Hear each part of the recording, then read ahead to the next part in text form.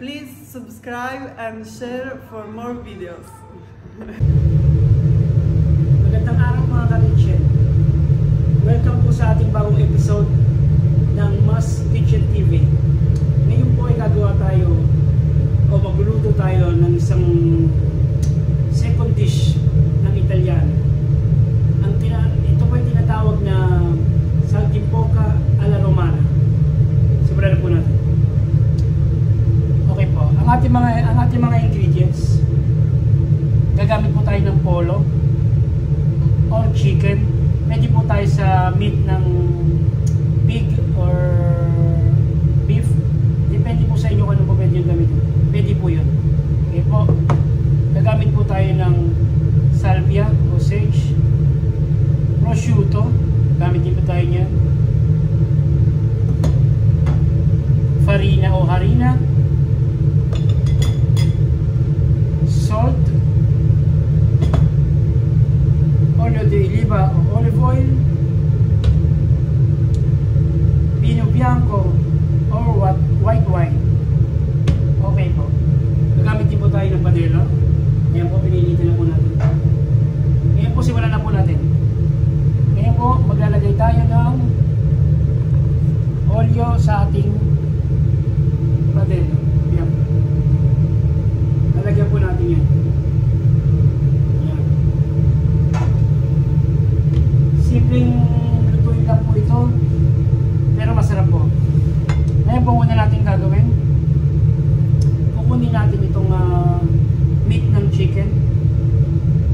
Okay, nalagay lang po natin dito. Isun lang po natin para makita nyo yung kung paano gawin. Yan. Ito na po siya.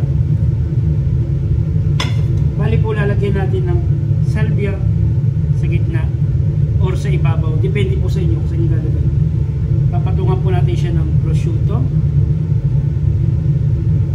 Ayan. Ganyan po.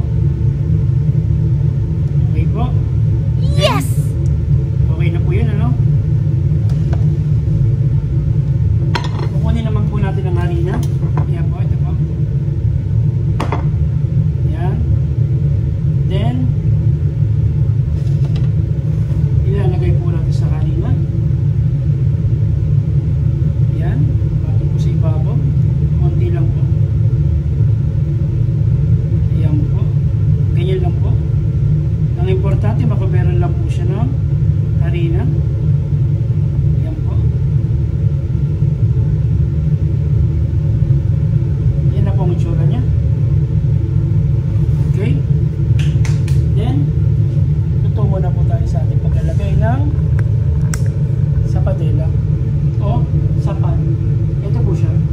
Uunahin po natin ilagay itong may prosciutto. Yun na po.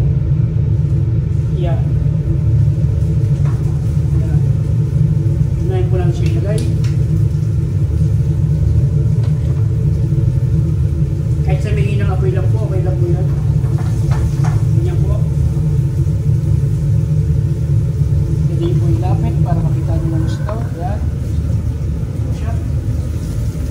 Kaya po natin inuna yan para kumapit po siya at hindi po siya malaglag.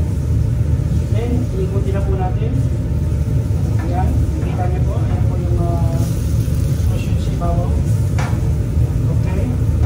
Lutuin lang po natin ng konti. Ayan po. Yan na rin po. Kung medyo na konti yun, lalagyan nyo lang po ng konting olive oil.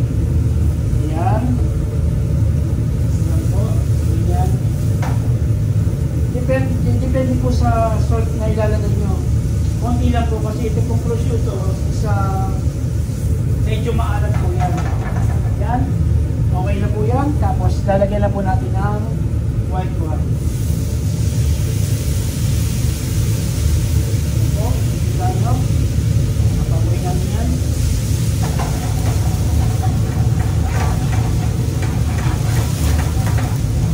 Ito natin. Yan.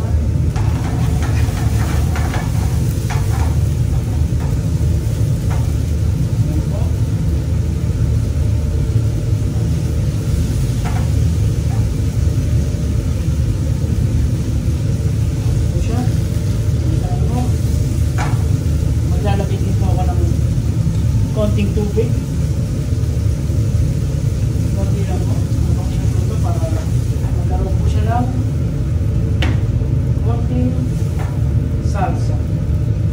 Yan po siya.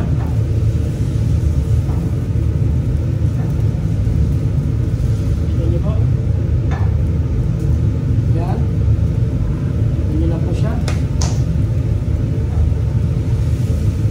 Lalagyan ko lang po siya ng konting salt, as in konti lang po. Pwede po sa panlasa niyo kung gagamitin niyo po or what. Yan po.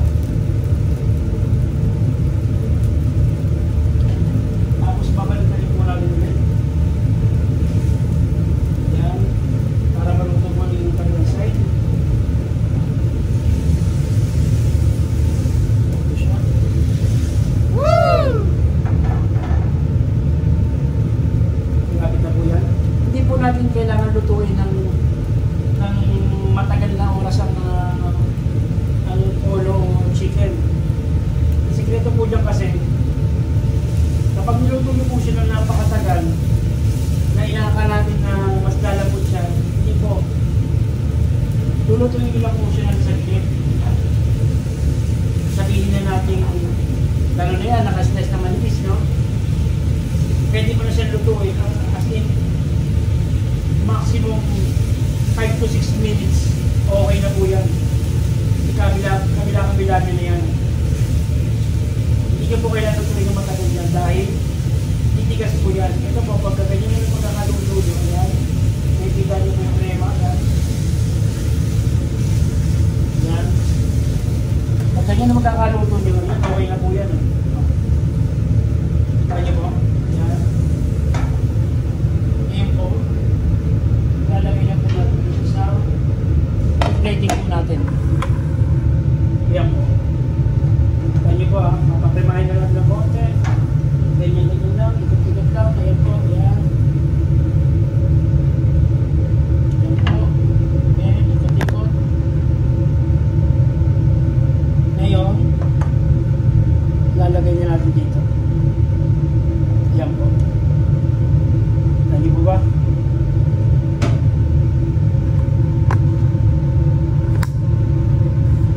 Ayan po.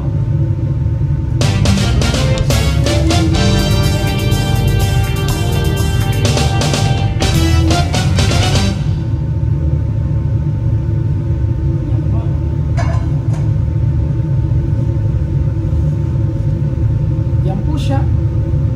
Saltimbocca alla Romana. Thanks for watching. Please subscribe and share for more videos. Thank you.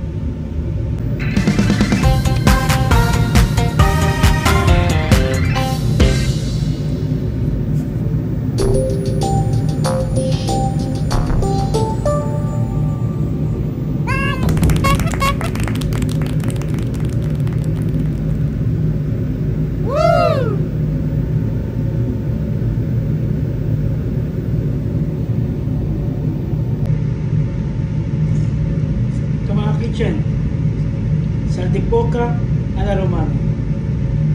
Hindi po.